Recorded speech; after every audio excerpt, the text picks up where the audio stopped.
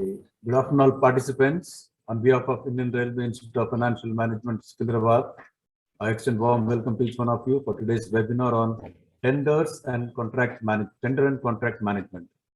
To take up this session, we have Sri Mohammad Afzaluddin, retired senior FA, Southern Railway, presently consultant faculty IRIFAM. Welcome, sir, and it's over to you to comment the session. Thank you, Vener. Good afternoon.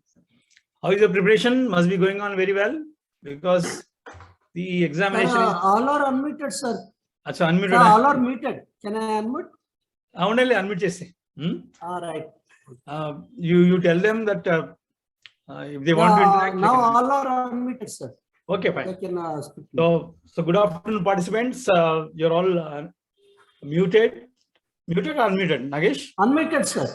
Okay, unmuted. So you can interact with me whenever you have any doubt. We will finish this contract management today. Then I will give some half an hour time to you. You can ask any questions so which you have doubt for the examination. First, let us finish this. I also prepared one slide for the flow chart right from the estimate stage till the completion report is drawn. How the offset estimate is processed, and then detailed estimate is prepared, tenders are invited through IREPS, and then there is direct acceptance, there is a dispensation of calling of tenders, then finally acceptance, then performance, submission of performance guarantee, then signing of agreement, and then management of contract through IRWCMS, payment of bills through IPAS and SIPs, and then expenditure through works registers, and then after completion of the work, then drawal of completion report. This is the flow chart. That also I made one slide. We will discuss that also.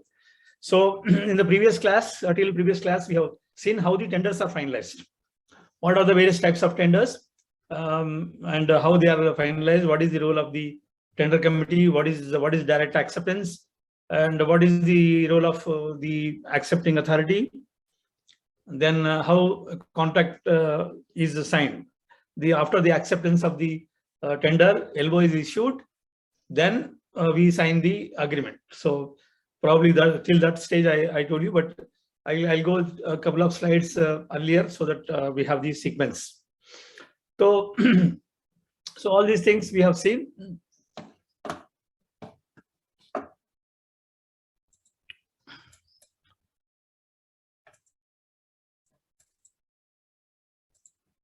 Till direct accept the role of tender committee and the acceptance of tenders we have seen.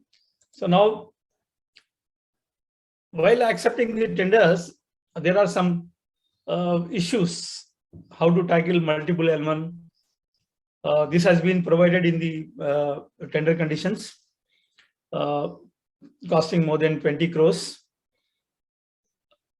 When the tenders are invited and more than one tenderer quotes at par rate or a rate which is lowest, more than one has quoted. It is called multiple L1.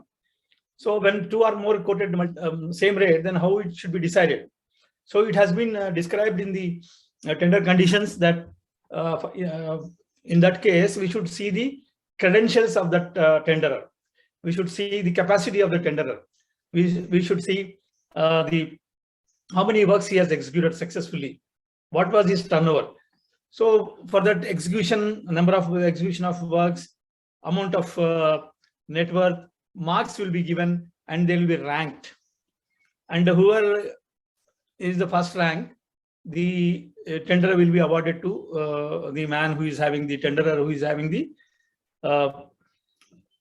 extra experience, extra turnover, extra capacity.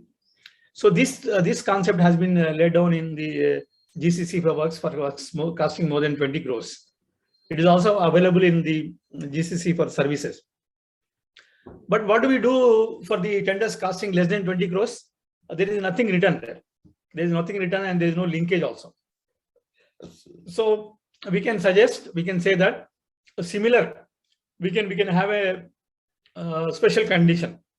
We can have a special condition of the contract indicating that in case of multiple L1, we may adopt the same principle of tackling multiple L1, which is specified for more than 20 clauses. If you put this condition, in the special condition, then all your problems are solved. But generally, the executive authorities, they are not insisting this. Whenever you get an opportunity, if you are working in finance section, or if you are having interaction with officers or tender committee members, you can suggest this, sir. From next time onwards, whenever we call a tender, we must have a special condition of the contract in the tenders itself. So then our task will be very, very easy. So this is how to tackle the multiple L1. And then we have bid capacity. This is what bid capacity. Bid capacity is the maximum value of construction of works, the number of years prescribed for completion of work, and value of the existing commitments. This is one bid capacity. And in addition to this, we also have the turnover. So this is a new concept. This is a new condition available in our general conditions of the contract. Okay,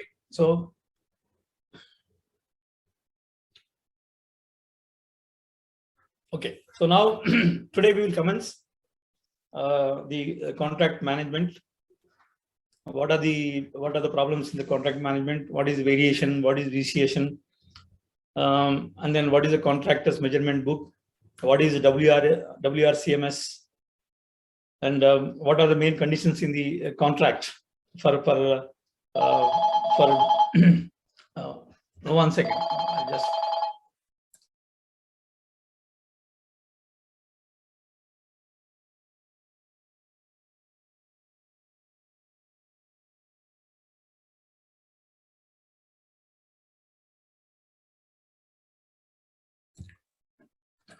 So before going into that topic of contract management, let us again have a recap of what is required for invitation of tender. Just a brief discussion. For invitation of tenders, you must have an administrative approval. Administrative approval is that is the abstract estimate, then detailed estimate, then funds have to be there. Relevant tender conditions we have to draft. Then we have to prescribe the eligibility criteria. If the value of the tenders is more than 50 lakhs for works tenders, and if it is services, then we can straight away have the eligibility criteria. Then we have to fix up the EMD. For your examination purpose, you just prepare an answer for the eligibility criteria. What is an EMD? What is PM? EMD and PBG, the difference between EMD and PBG, the difference between PBG and the SD, security deposit and performance guarantee. These things only will be asked. The difference between the open tender and the limited tender, the difference between the limited and special limited tender, the difference between the one single tender and single offer. These things will be asked in the examination. So you prepare notes for that. If you have any doubt on any of the topics, then we'll discuss after half an hour. We will finish the contract management, then we'll come for discussion.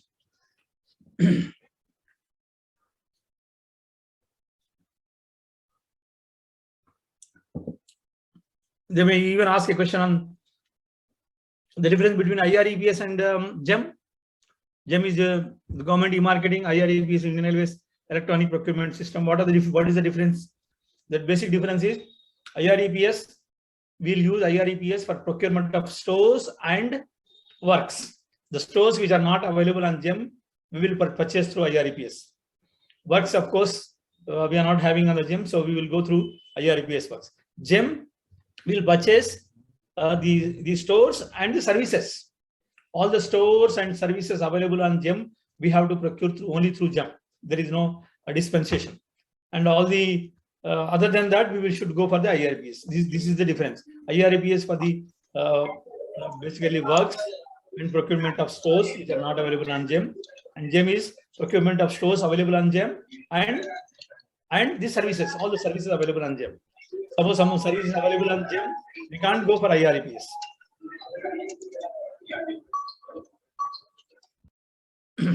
Okay.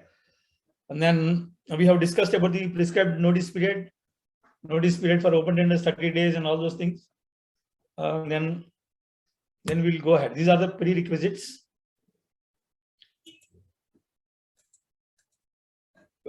Some more prerequisites are there. General conditions of the contract. What is general conditions? What is special condition? They may ask. What are the differences? What are the differences between the GCC for works and services? ठीक है. तो अब तक हम हमारे बंधु ने पूछा हिंदी में, अब तक हम ये देख रहे थे कि हम पिछले क्लासेस में क्या पढ़े. अभी आज हम देखेंगे द कॉन्ट्रैक्ट मैनेजमेंट क्या चीज है. तो कॉन्ट्रैक्ट मैनेजमेंट से पहले हम ये देखते हैं कि व्हाट आर अब तक जो पढ़े हैं उसके बारे में थोड़ा रिकैपिटुलेशन कर रहे थे. I was also telling that ये चीजें जैसे कि what is the difference between abstract estimate और डिटेल एस्टिमेट पूछ सकता है. What is the difference between eligibility criteria for works and services पूछ सकता है. What is the difference between distinguish between EMD and performance guarantee पूछ सकता है. The difference between performance guarantee and SD पूछ सकता है. व्हाट डिफरेंस बिटवीन आईआरईपीएस एंड जम पूछ सकता है. सो these are all the questions that may come in the examination. ठीक है. Then general conditions of the contract, GCC, general conditions of the contract and special conditions, दोनों में difference क्या है? The general conditions of the contract are the conditions available in the standard booklet for general conditions of the contract for works and services. This is applicable for all the contracts. Whereas special conditions are laid down. They are laid down from case to case basis, on contract to contract basis.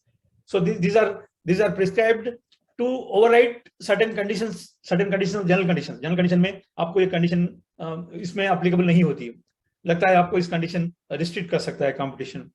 तो हम अब एक special condition लिख सकते हैं. The special condition will differ from contract to contract, and it is specifically written before the tenders are invited. उसके बाद GCC for services and works, ये मेरे ख्याल से नेक्स्ट क्लास में हम रखेंगे. What is the difference between GCC for works and services. एक 5-6 स्लाइड है. मैं वो स्लाइड को भी आपको अपलोड करा दूंगा ताकि आप पढ़ लेना, बिकॉज क्लास रही या ना रही. तो GCC for works, the differences between GCC for works and services, ये भी आपको मैं पीपीटी लगा दूंगा. तो उसके बाद में फिर तो ये रहा फ्लो चार्ट. आपको एक्सपेंडिचर सेक्शन में, बिल सेक्शन में आपके पास एक अग्रीमेंट आ गया साइन होके बिल पास करने के लिए. एक्सपेंडिचर कॉन्ट्रैक्ट बिल सेक्शन में एक अग्रीमेंट आ गया बिल पास करने के लिए, एक अग्रीमेंट साइन कॉपी आपके पास आ गया. उसके पीछे क्या, what is the flow chart, what is the, कहां से शुरू हुआ है, कहां तक आया है. तो हम इसको थोड़ा ब्रीफली डिस्कस करते हैं ताकि आपको उसके बारे में जो उसका सीक्वेंस, उसका जो साइकिल है आपको समझ पाए. आपका जो उसका रास्ता है, जो स्टेशन अर्निंग्स वहां से स्टेशन से आरबीआई तक जाते हैं, तो इसमें कहाँ होते हुए जाते हैं. उसी तरह एक कॉन्ट्रैक्ट बनने में इसका प्रोसेस क्या है, दैट विल सी.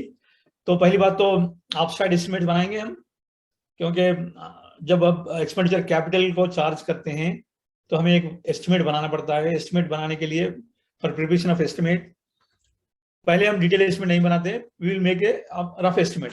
उस रफ एस्टिमेट को एब्स्ट्रैक्ट एस्टिमेट बोलते हैं. So that abstract estimates will be processed for the approval of the competent authority through IRPSM.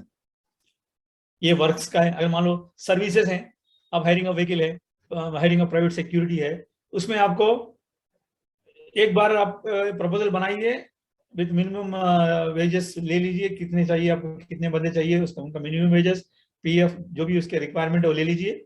उसके बाद में एस्टिमेट बनाइए, आप कंकरेंस को भेजिए. कंकरेंस के बाद में वो कंकरेंस देंगे, उसके बाद में सैंक्शन होगा. सैंक्शन होने के बाद आप स्ट्रेट अवे टेंडर जा सकते हैं, उसको फिर डिटेल एस्टिमेट बनाने की जरूरत नहीं है. तो जब वर्क्स का देखते हैं तो वर्क्स में पहले एब्स्ट्रैक्ट एस्टिमेट बनाना पड़ेगा आपको. 2.5 करोड़ तक जनरल मैनेजर पावर से, उसके ऊपर beyond that 2.5 crore it has to go to railway board. तो बोर्ड अप्रूव कर दिया, पिंक बुक में आ गया, तो हम डिटेल एस्टिमेट बनाएंगे. अभी वर्क्स मैनेजमेंट के बारे में फिर मैंने बताऊंगा. वर्क्स में आपको आइटमाइज्ड रेट है, आइटमाइज्ड वर्क है, आपको लमसम वर्क है, आपका पिंक बुक आइटम वर्क बोलते हैं, लमसम वर्क बोलते हैं, अम्ब्रेला वर्क बोलते हैं, ओटी वर्क बोलते हैं. इनको भी आपको पिछले आपका स्लाइड्स देखेंगे, पिछले आपके पीपीटी देखेंगे, उसमें डिटेल है. तो इनको भी आपको याद करना है. If you are writing an expenditure paper, आपको सभी चीजें आपको ब्रीफली लिखना है. you have to prepare and write briefly in a notebook so that nothing is misses when you go to the class, when you go to the examination. तो detail estimate बनाएंगे works के लिए, और outsourcing के लिए आपको detail estimate की जरूरत नहीं है एज पर द एमएसओपी. अगर आउटसोर्सिंग प्रपोजल अप्रूव हो जाता है, chargeable to revenue, when you are saying outsourcing it is chargeable to revenue basically. तो आउटसोर्सिंग ऑफ एक्टिविटीज को लिए जो रेवेन्यू को चार्ज करते हैं उसके लिए डिटेल एस्टिमेट की जरूरत नहीं है, क्योंकि आप जब प्रपोजल बनाएंगे उसमें ग्रेटर डिटेल पे प्रपोजल बनाएंगे, कंकरेंस लेंगे, सैंक्शन लेंगे और सीधा आप टेंडर्स जा सकते हैं. लेकिन वर्क्स में पहले आपको एब्स्ट्रैक्ट एस्टिमेट बनाना है, उसके बाद डिटेल एस्टिमेट बनाना है, उसके बाद में फिर सैंक्शन लेंगे. एब्स्ट्रैक्ट एस्टिमेट के लिए पावर्स 2.5 करोड़ जनरल मैनेजर को, उसके ऊपर बोर्ड को. डिटेल एस्टिमेट को फुल पावर्स जनरल मैनेजर को. 20% other than escalation general manager कर सकते हैं. बाकी का कितना भी amount of estimate GM can sanction. उसके बाद में डिटेल एस्टिमेट सैंक्शन हो गया, दैट मीन्स आप टेंडर्स के लिए रेडी हैं. तो आप अगर 10 लाख का टेंडर है, अर्जेंट है, तो आप टेंडर डिस्पेंसेशन भी कर सकते हैं. मतलब you need not call tenders बुलाने की जरूरत नहीं है. You can award the work on quotation basis. हमने देखा है how the works are being awarded on quotation basis. उसका प्रोसीजर क्या है हमने ऑलरेडी हमने डिस्कशन कर दिया है. उसके बाद में दूसरा है डायरेक्ट एक्सेप्टेंस भी होता है. डायरेक्ट एक्सेप्टेंस पहले टेंडर्स बुलाएंगे through IREPS, all works tenders through IREPS, services and stores tenders through GeM. अगर जो जेम में जो स्टोर्स अवेलेबल नहीं है उनको फिर IREPS में बुलाएंगे हम. उसके बाद में अगर 50 लाख तक का टेंडर है तो डायरेक्ट एक्सेप्टेंस करेंगे, उसमें टेंडर कमेटी की जरूरत नहीं है.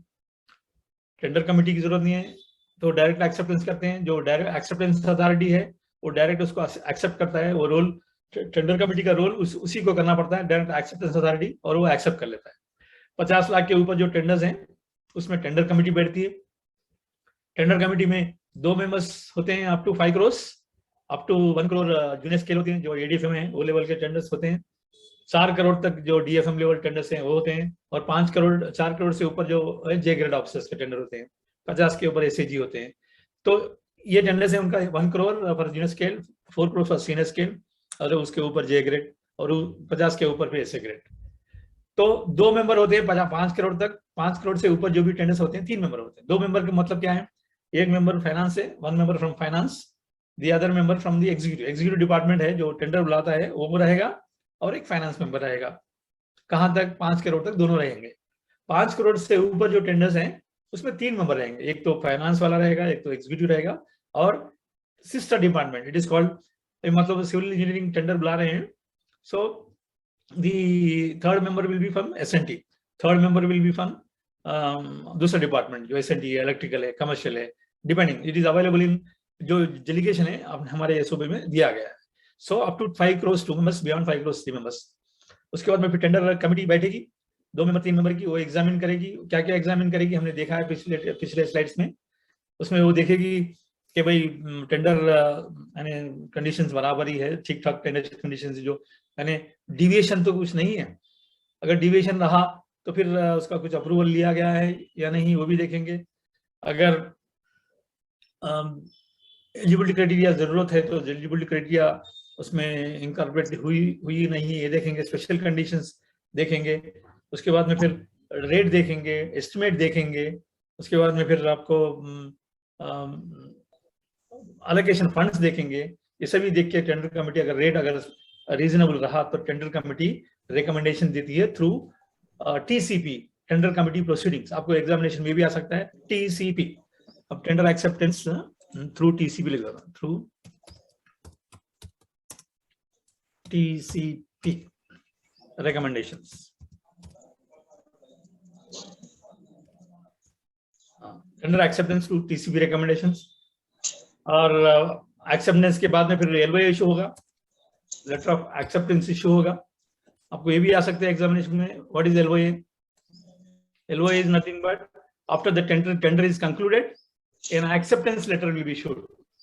पूरा लिख दूं, letter of acceptance, letter of acceptance वो दे देंगे. लेटर ऑफ एक्सेप्टेंस में ये लिखा होता है कि भाई आपका जो टेंडर आपने डाला था वो टेंडर को एक्सेप्ट किया गया है. आपको 7 दिन के अंदर परफॉर्मेंस गारंटी, बैंक गारंटी लेके आना चाहिए, आके आपको अग्रीमेंट साइन करना चाहिए। इसको लिखा जाता है लेटर ऑफ एक्सेप्टेंस में। जब तक कॉन्ट्रैक्ट अग्रीमेंट साइन नहीं होता है, दिस LOA वो एक्सेप्ट करा होता है, तो LOA will be binding on both the parties. Both the parties, one party is railways and one party is the tender. तो लेटर ऑफ एक्सेप्टेंस ले लेगा, वो एक्सेप्ट कर लेगा। उसके बाद में परफॉर्मेंस गारंटी लगा, 5% performance guarantee for works, 10% performance guarantee for services. और टाइम लिमिट है, वर्क्स के लिए 60 दिन तक टाइम लिमिट है, और सर्विसेज के लिए 90 डेज तक टाइम लिमिट है। और अब तक अप टू 21 डेज इंटरेस्ट नहीं लगता है वर्क्स में, अप टू 30 डेज इंटरेस्ट नहीं लगता है सर्विसेज में। इन चीजों को देखते हुए परफॉर्मेंस गारंटी लेके आएगा, वो सबमिट करेगा, और परफॉर्मेंस गारंटी को कंफर्म करेंगे बैंक से। उसके बाद में उसको बोलेंगे भाई ठीक है, आप आगे अग्रीमेंट साइन करो। तो he will come and sign the agreement. जो अग्रीमेंट में जो कॉन्ट्रैक्ट डॉक्यूमेंट्स क्या क्या होती हैं अग्रीमेंट के, ये तो होता है जो ओरिजिनल टर्म्स एंड कंडीशन, जो टेंडर शेड्यूल होता है, और उसका स्पेशल कंडीशंस होते हैं, और उसके रिलेटेड बहुत सारे स्पेसिफिकेशंस डॉक्यूमेंट्स होते हैं। उसके बाद में फिर आपका लेटर ऑफ एक्सेप्टेंस भी होता है। ये सभी चीजें मिलके एक कॉन्ट्रैक्ट डॉक्यूमेंट बनता है, उस अग्रीमेंट साइन हो जाता है। उसके बाद में वो वर्क कमेंस कर सकता है। He can commence the execution of work after signing the agreement. लेकिन ऐसा होता नहीं है, आपको लिखने की जरूरत नहीं है, ऐसा होता नहीं है। लेटर ऑफ एक्सेप्टेंस अगर लेते ही वो काम शुरू कर देंगे, वो आहिस्ता आहिस्ता अग्रीमेंट साइन करते हैं। लेकिन procedure is letter of acceptance के बाद परफॉर्मेंस गारंटी लेके आना है, then he has to sign an agreement, then he has to execute the contract.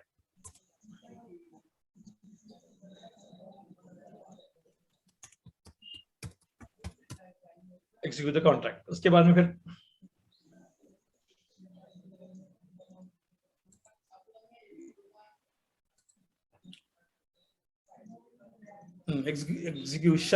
execution of the contract, मतलब काम करना शुरू कर देगा। execution of the contract, काम करना शुरू कर दे। तो उसके बाद में एग्जीक्यूशन, हाँ, काम करना शुरू करेगा। काम करने के बाद फिर उसको पेमेंट चाहिए होता है। तो execution of the contract, measurements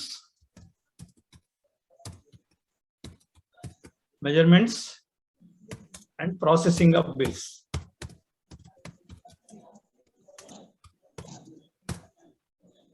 execution of contract हो गया, तो शुरू हो गया, काम शुरू हो गया। फिर काम शुरू होने के बाद he has to take the measurements in the presence of the executive.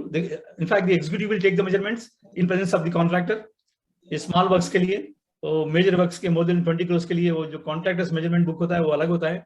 यहाँ पर measurement book is a document which contains the measurements of works done by the contractor as per the terms and conditions of the contract, based on which the bills will be processed for payment. So measurements लेंगे, measurements के बाद bills process करेंगे, bills process payment होगा। लेकिन जो जहां तक जो signing of the agreement, execution of the contract, measurements, processing of bills, ये सभी चीजें आपको IRWCMS में हो रहे हैं आजकल। If it is works contract, all these activities are done through management of contract is done through IRWCMS. What is IRWCMS? Indian Railways Works Contract Management System. आपको ये भी एग्जामिनेशन में पूछ सकता है, distinguish between IREPS and IRWCMS। तो आपको पता होना चाहिए, IREPS में टेंडर फाइनलाइजेशन हो जाता है, उसके बाद में अग्रीमेंट साइन होता है, उसके बाद में जो एंटायर कॉन्ट्रैक्ट मैनेजमेंट है that will be done through IRWCMS। IRPSM में वर्क्स प्रोसेस होते हैं, अप्रूव होते हैं, उसके बाद में डिटेल एस्टिमेट बनता है, उसके बाद में IREPS में टेंडर्स बुलाते हैं, टेंडर्स फाइनलाइज होते हैं, उसके बाद LOA इशू हो जाता है, उसके बाद में contract signing, execution of the contract, measurements, correspondence with the contractor, processing of bill, सभी चीजें इसमें IRWCMS में होते हैं। IRWCMS में अभी केवल सिविल इंजीनियरिंग वर्क्स को ही अभी कर रहे हैं, कल को इसमें सिविल के अलावा इलेक्ट्रिकल S&T वर्क्स भी आ सकते हैं, इसमें दूसरे कॉन्ट्रैक्ट भी आ सकते हैं। अब फिलहाल जो इंजीनियरिंग वर्क्स है वही इसमें हो रहे हैं। और आपका जो मैनेजमेंट ऑफ सर्विसेज कॉन्ट्रैक्ट कहाँ से होता है? Management of services contract is done through management of service contract is done through the GeM में कॉन्ट्रैक्ट मैनेजमेंट होता है, वहां से बिल्स प्रोसेस। तो जब अगर मेजरमेंट हो गए, पेमेंट ऑफ बिल प्रोसेस हो रहा है, कहां से हो रहा है? IRWCMS से हो रहा है। IRWCMS में फाइनली वो बिल सबमिट करेगा आईपास में, सीनिडियन जो होता है, पूरे चेकिंग के बाद आईपास में बिल सबमिट करेगा। आईपास में अपने अकाउंट्स डिपार्टमेंट में आईपास उसमें चेकिंग होती है, level L1, L2, L3 3 level की चेकिंग होती है। उसके बाद में उसको पास किया जाता है, COSN बनता है, देन वो बुक सेक्शन को दिया जाता है, वहां पर सिप्स होता है, CIPS centralised integrated payment system, वहां से उसको पेमेंट चला जाता है। उसके बाद में फिर वो जो एक्सपेंडिचर बुक हो जाता है उसको रिकॉर्ड करना पड़ता है, कहां पर? वर्क्स रजिस्टर में। आपका वर्क्स जो आपके जो सैंक्शन वर्क, कैपिटल वर्क्स हैं, वो वर्क्स रजिस्टर द्वारा एक्सपेंडिचर मॉनिटर किया जाता है। मान लो आपका एक क्रॉसिंग स्टेशन का वर्क सैंक्शन हुआ, उसमें जितने भी बिल पास होते हैं, चाहे एस्टैब्लिशमेंट बिल्स होंगे, चाहे स्टोर्स बिल्स होंगे, चाहे आपके कॉन्ट्रैक्ट बिल्स होंगे, सभी बिल्स आप उसमें उसका जो अमाउंट है, उसका जो चार्जेस है, वो वर्क्स रजिस्टर में रिकॉर्ड हो जाती हैं, इंक्लूड हो जाते हैं। मतलब एक्सपेंडिचर रिकॉर्ड होता है उस वर्क का इस वर्क्स रजिस्टर में। तो वर्क्स रजिस्टर में जैसे ये महीने में 5 करोड़ का टेंडर है, फर्स्ट महीने 50 लाख, दूसरे महीने में 2 करोड़, तीसरे महीने में 50 लाख, ऐसा होते होते 3-4 साल में वर्क कंप्लीट हो गया। और 5 करोड़ का वर्क था, लेकिन एक्सपेंडिचर हो गया 5.5 तक हो गया, तो ठीक है, 10% एडमिसिबल है, CR ड्रा कर सकते हैं, कंप्लीशन रिपोर्ट ड्रा कर सकते हैं, if the excess is within 10% of the sanction work. अगर मान लो 5 करोड़ का वर्क है, 6 करोड़ एक्सपेंडिचर हो गया, यानी मोर देन 10% हो गया, तो उसको फिर रिवाइज एस्टिमेट बनाएंगे, सैंक्शन लेंगे, सैंक्शन के बाद फिर कंप्लीशन रिपोर्ट ड्रा करेंगे। ये रहा फ्लो चार्ट, ठीक है। Anybody having any doubt on this flow chart? उसके बाद थोड़ा आगे बढ़ेंगे। Sir please repeat IRWCMS। ठीक है, ओके। ये जो IRWCMS हमने अभी देखा, அப்பப்ப கட்டி தான் ஆகணும் மேடம், அது மாற்றமே இல்ல।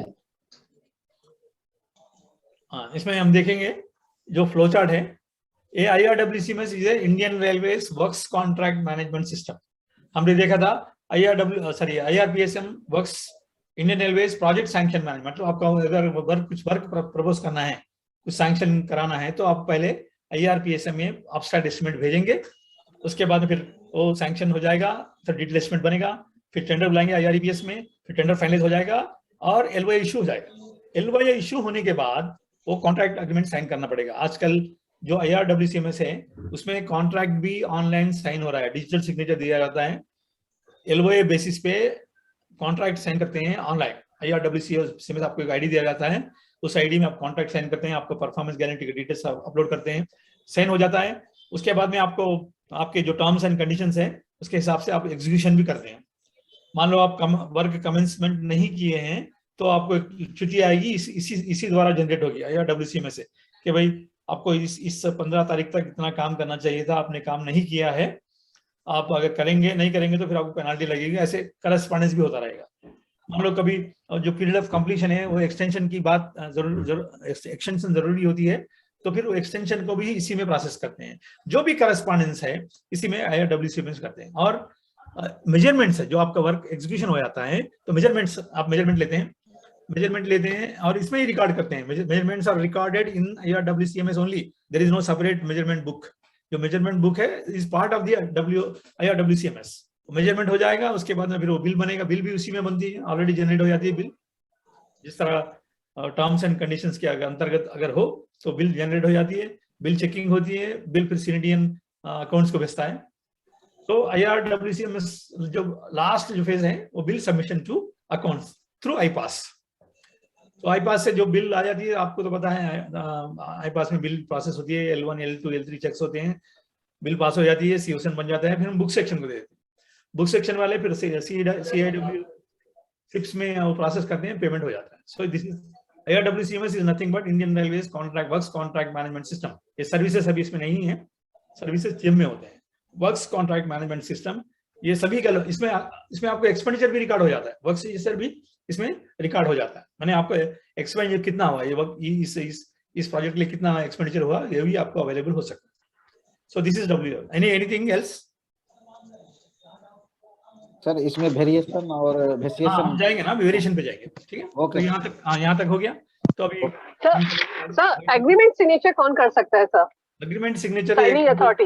जो टेंडर एक्सेप्टिंग अथॉरिटी है उनसे वन लेवल बिलो, मतलब अब सीनियर डीएन कोऑर्डिनेशन एक्सेप्टेंस किया है टेंडर को, तो डीएन साइन कर सकते हैं one level below.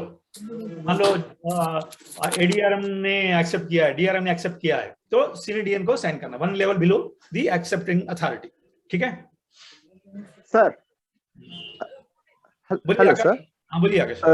Sir flow chart में सर दो पॉइंट सर आप थोड़ा क्लियर कर दीजिए। एक पहला है सर आईआरईपीएस और जेम का सर कुछ डिफरेंस, डिस्टिंक्ट डिफरेंस सर, और सर मेजरमेंट्स सर जो लिया जाता है आईडब्ल्यूसीएमएस में ई मेजरमेंट बुक के जरिए, तो सर हम लोग तो जानते थे कि sir MB book sir site पे जाके सर कॉन्ट्रैक्टर के या कॉन्ट्रैक्टर के प्रेजेंस में लिया जाता है सर। एक फील्ड बुक होता है, फील्ड बुक जी सर। वो फील्ड बुक क्या करते हैं, फील्ड बुक साइट पे ले जाते हैं, वो फील्ड बुक में मेजरमेंट्स वो रिकॉर्ड कर लेते हैं पहली बार, तो वहां पर ही साइन ले लेते हैं। उसके बाद में उस मेजरमेंट्स को ई मेजरमेंट बुक में अपलोड कर देते हैं, तो उसको भी साइन करना पड़ता है। यहाँ फील्ड बुक में भी साइन करेगा, फिर वहाँ ई मेजरमेंट बुक में भी साइन करेगा as part of the IRWCMS, ठीक है। तो field book plus e measurement book then IRWCMS, फिर उसको बिल के जब भी साइन कर 3 बार साइन कर रहा है, तो फील्ड बुक में करेगा, उसके बाद में फिर ई मेजरमेंट बुक भी करेगा, उसके बाद में IRWCMS में बिल प्रोसेसिंग है जब भी करेगा,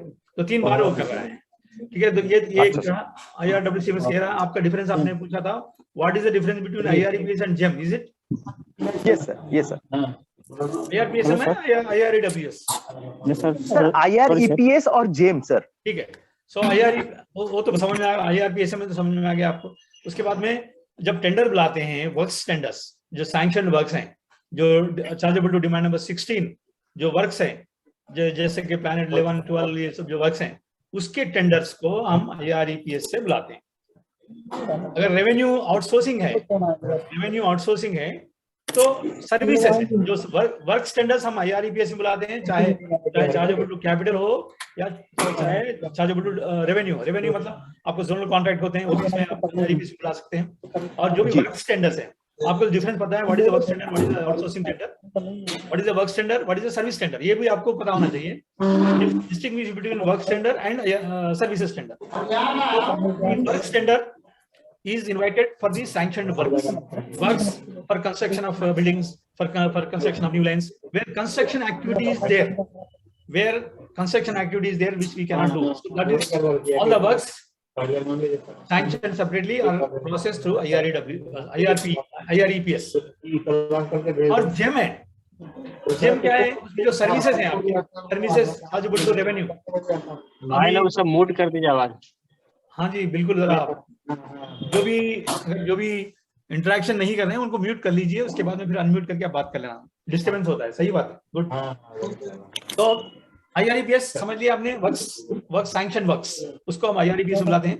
जो आउटसोर्सिंग एक्टिविटीज हैं, जो सैंक्शन आउटसोर्सिंग एक्टिविटीज है, like just like hiring of vehicles, hiring of private security, hiring of outsourcing, जो हमारा housekeeping activity, outsourcing of station cleaning activity, ये सभी चीजें आउटसोर्सिंग है। ये outsourcing is a service, it is not a work, it is a service.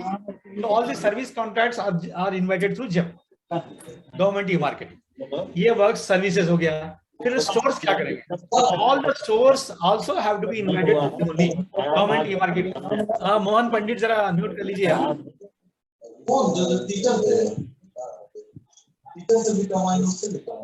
Pankaj Kumar, Pankaj note mute कर लिया ना प्लीज।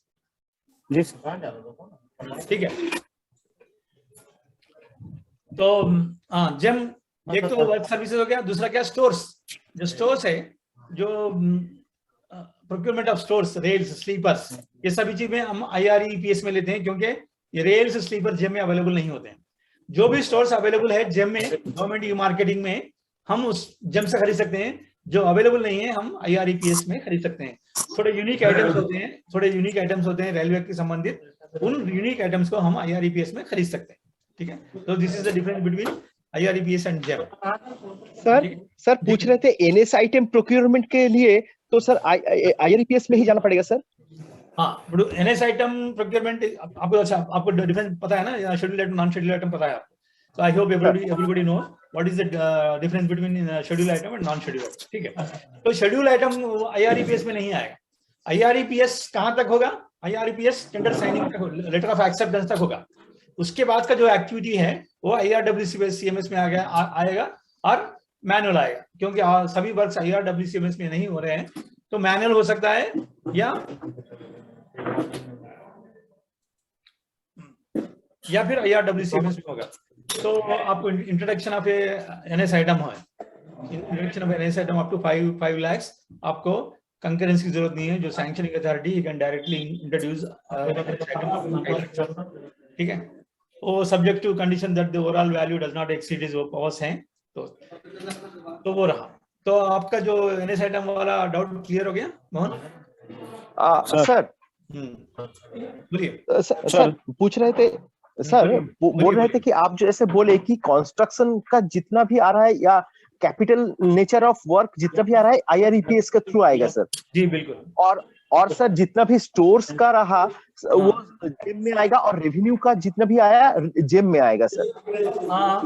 स्टोर्स का जेम में भी हो सकता है या IREPS में भी हो सकता है. जो आइटम जेम में अवेलेबल नहीं है IREPS में जाएंगे, जो आइटम स्टोर्स जेम में अवेलेबल है उससे जाएंगे. लेकिन जो भी आउटसोर्सिंग एक्टिविटीज है, हाउसकीपिंग एक्टिविटीज हैं, सभी वो चार्जेबल टू रेवेन्यू है. आप कहें रेवेन्यू, सो हम उसको आउटसोर्सिंग एक्टिविटीज बोलते हैं. All these outsourcing activities through GeM में जाना है. अगर मान लो जेम में अवेलेबल नहीं है तो फिर IREPS जा सकते हैं. तो फिर IREPS में जाएंगे. जी सर. Sir hello sir. बोलिए. सर मेरा क्वेश्चन है, मैं मोहन पंडित बोल रहा हूँ सर. बोलिए मोहन. सर ये जो टेंडर एक्सेप्टेंस थ्रू TC की रिकमेंडेशन है, ये सर ये टेंडर कमेटी क्या क्या चेक करता है sir? Tender committee tender committee क्यों बैठती है बताएं आपको? टेंडर कमेटी इसलिए बैठती है कि उसको टेंडर को एग्जामिन करे, टेंडर का रीजनेबलनेस देखें, उसका जो ऑफर, जितने ऑफर आए, कौन कितना ऑफर कोट किया है, किसका ऑफर लोएस्ट है, लोएस्ट ऑफर एलिजिबल है नहीं है, EMD दिया है नहीं दिया है. जो मान लो हमने 1 करोड़ का टेंडर बुलाया है, टेंडर कास्ट, किसी ने 1 करोड़ 30 लाख कोट किया है, तो 1 करोड़ 30 लाख तक वर्क दे सकते हैं नहीं दे सकते हैं, वो कमेटी एग्जामिन करेगा. वो देखेगी कि भाई अब अवेलेबल जो रेट्स हैं वो कितने हैं, प्लस 20% है, प्लस 10% है, 5% है. वो उस रेट को एग्जामिन करके अपना रिकमेंडेशन देगी higher authority. Next tender committee accept नहीं करेगी. अच्छा टेंडर कमेटी एक्सेप्ट नहीं करेगी, वो रिकमेंडेशन देगी केवल. रिकमेंडेशन देगी, उसके बाद में वो टेंडर एक्सेप्टेंस होगा भाई, टेंडर एक्सेप्टिंग अथॉरिटी. ठीक है, इसको थोड़ा चेंज करते हैं हम. टेंडर एक्सेप्टेंस बाई TAA मतलब सर यहाँ गया, यहाँ देखेंगे हम, कहाँ देखेंगे, यहाँ tender acceptance by TAA, tender accepting authority. Tender acceptance by tender accepting authority through tender committee recommendation. वो डायरेक्ट एक्सेप्टेंस कब करेगा? अगर 50 लाख का टेंडर है तो डायरेक्ट एक्सेप्टेंस करेगा, लेकिन 50 के ऊपर है तो कमेटी देखेगी, कमेटी रिकमेंडेशन करेगी, उस रिकमेंडेशन के आधार पर tender committee tender accepting authority उसको एक्सेप्ट करेगा. एक्सेप्ट करने के बाद लेटर ऑफ एक्सेप्टेंस इशू होगा. ठीक है सर. TCP का फुल फॉर्म क्या है sir? Tender committee proceedings. TCP is tender committee proceedings. Tender committee proceedings में क्या होते हैं? रिकमेंडेशंस होते हैं. टेंडर कमेटी का रिकमेंडेशंस होते हैं. तो टेंडर कमेटी प्रोसीड लिखो, पूरा लिखो ये. जी. Tender committee proceedings.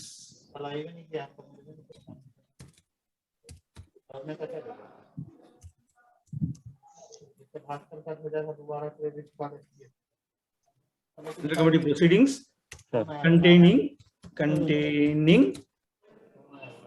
the recommendations. Measurement के बारे में एक बार बोल सकते हैं सर? क्या बोलिए? कौन सा sir? Measurement book sir please. Measurement जी, हम हमारे नेक्स्ट स्लाइड्स में कॉन्ट्रैक्टर्स मेजरमेंट बुक है, उसके लिए मैं बताऊंगा, मेजरमेंट बताऊंगा, ये भी बताऊंगा. ठीक है, अभी छोड़ देंगे उसको. जी बोलिए सर. टेंडर एक्सेप्टिंग अथॉरिटी कौन होगा सर, थोड़ा सा प्लीज?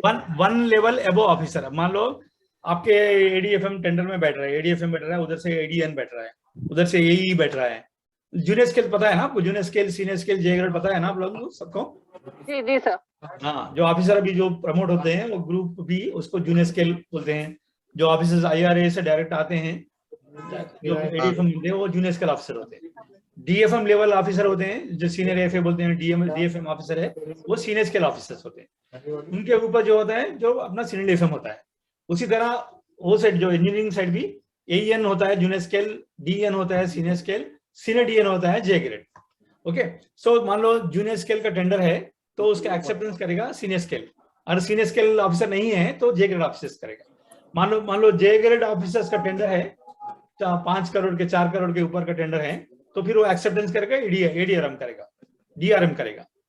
तो मतलब 1 लेवल अबव दी टेंडर कमिटी मेंबर्स। ठीक है सर, यहाँ पर सर 5 करोड़ के ऊपर तो 3 TC मेंबर रहते हैं। मेंबर 2-3 रहते हैं, लेकिन एक्सेप्टिंग अथॉरिटी एक ही रहेगा। तो सर यहाँ पर 5 करोड़ के ऊपर जब 3 मेंबर रहते हैं तो सर TAA का तो सर पावर है कि वो फाइनेंस मेंबर का जो रिकमेंडेशन है उसको ओवरराइड करके वो एक्सेप्ट कर सकता है। अभी 3 मेंबर में मान लो सभी एक ही साथ रिकमेंडेशन कर रहे हैं, किसी में कोई डिफरेंस नहीं है, तो उसको एक्सेप्ट करना नहीं करना वो एक्सेप्टिंग अथॉरिटी का मर्जी है। बस वो एक्सेप्टेंस तो कर सकता है, नहीं भी कर सकता है। वो बोलेगा आपने तो L1 को सब रिकमेंडेशन दिया है, लेकिन L1 तो बेकार आदमी है, मैं उसको बाईपास कर रहा हूँ और L2 को दे रहा हूँ। he can record and give. So whatever action, whatever decision is taken by the tender accepting authority, that is final. वो ये भी बोल सकता है कि टेंडर एक्सेप्टिंग अथॉरिटी, भाई आपके रिकमेंडेशन देखा हूं मैं, इस रिकमेंडेशन को मैं आपको वापस कर रहा हूं, थोड़े आप इन पॉइंट्स पे, इन चीजों पे फिर एग्जामिन करके फिर से अपने रिकमेंडेशन सबमिट करो। और वो बोलेगा आपका जो रिकमेंडेड रेट है वो बहुत हाई है, मैं इसको डिस्चार्ज कर रहा हूँ, वो डिस्चार्ज भी कर सकता है। टेंडर कमेटी रिकमेंडेशन करती है, केवल एक्सेप्टिंग अथॉरिटी की फुल पावर्स है, उसको एक्सेप्ट भी कर सकता है, मॉडिफाई कर सकता है, डिस्चार्ज कर सकता है, कुछ भी कर सकता है। बट वो अगर रिकमेंडेशन के खिलाफ जाता है तो पूरी रिस्पांसिबिलिटी टेंडर एक्सेप्टिंग अथॉरिटी में आती है, तो इसलिए वो सिंपली टेंडर TCP एक्सेप्टेड बोलता है। ठीक है, ओके सर। मतलब सर वो तीनों मेंबर का मतलब जो भी रिकमेंडेशन होता है, मतलब उसी को उसको ओवररूल कर सकते हैं, एक्सेप्टेंस कर सकते हैं, मॉडिफाई कर सकते हैं, जो भी कर सकते हैं। लेकिन वो सोल रिस्पांसिबल, हाँ, वो अगर वो कर रहा है, उसके रिकमेंडेशन के खिलाफ कर रहा है, तो वो रिस्पांसिबल। जी सर, ओके, ठीक है। तो आगे बढ़े। डिस्चार्ज कर छोड़ सकता है, डिस्चार्ज कर सकता है, मतलब डिस्चार्ज का मतलब होता है टेंडर कैंसिल कर रहे हैं, मतलब टेंडर आपने ओपन किया है, वो स्टडी हो गई, उसका एग्जामिनेशन हो गया, उसका टेंडर कमेटी प्रोसीडिंग बना दिए गए, जब कमेटी ये मानती है कि टेंडर गलत है, please unmute your audios, sorry mute your audios. Mohan mute कर लीजिए जरा, जो भी। हाँ जी सर, ये एक मिनट पहले इनको जरा बंद करेंगे। सर वीरेश बोल रहा था सर, SSR। हाँ बोलो वीरेश। सर ये फाइनेंस मेंबर के बारे में बोला जाता है कि एक ग्रेड नीचे रहेगा सिस्टर डिपार्टमेंट के। जी, उसका मतलब तो इसमें एक प्रोविजन है SOP में, मतलब मान लो आपके पास